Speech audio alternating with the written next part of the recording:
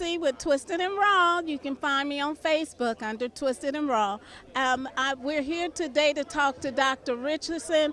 My sister Lakiba, hi Lakiba, asked about the alkaline diet. And who better to tell us about it but Dr. Richardson. Here you are. Thank you. Well, thank you very much for having me. And I am a medical holistic doctor, and I really do think and know, in fact, that the alkaline diet is of utmost importance to our health. And I'm going to tell you why. When we eat foods that acidify the blood, like meats and dairy, eggs, all the animal products and too much cooked foods, concentrated foods, all those acid-forming legumes, if they're not soaked first, right? What that does is cause literally sulfuric acid to be formed in the blood.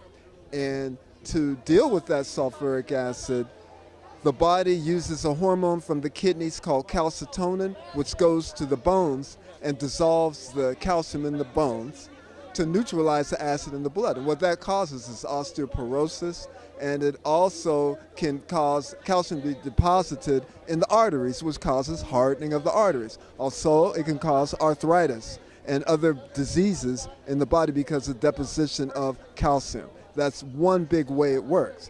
Now, actually, the pH of the blood, which if you measure it, measures the acid and alkalinity of the blood, usually stays quite normal. And the body does what it needs to do that. And what I just described is one of those particular mechanisms.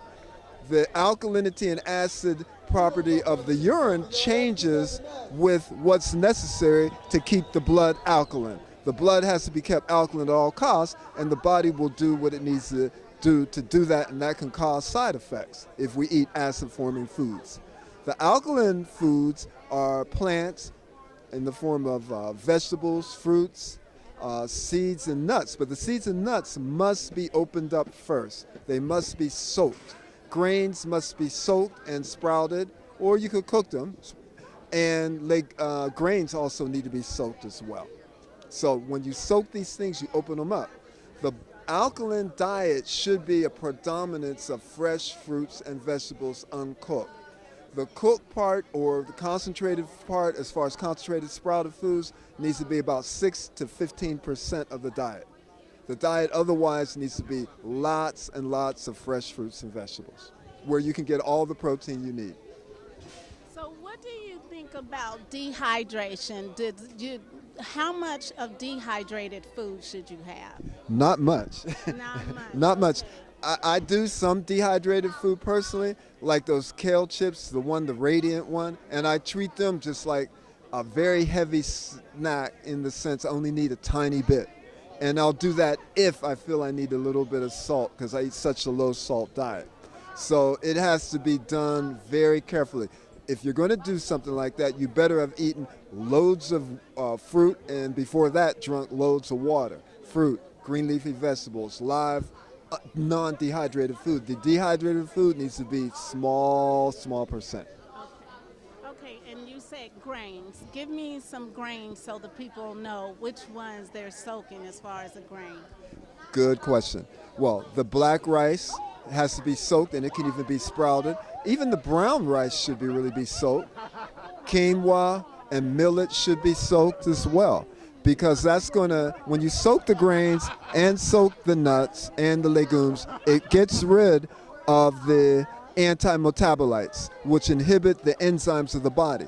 When you soak nuts, for instance, it decreases the fat content by 30%. And if you give a squirrel a nut, it's going to bury the nut first. It will not eat it right away because it wants it to sprout so it can sweeten up a bit.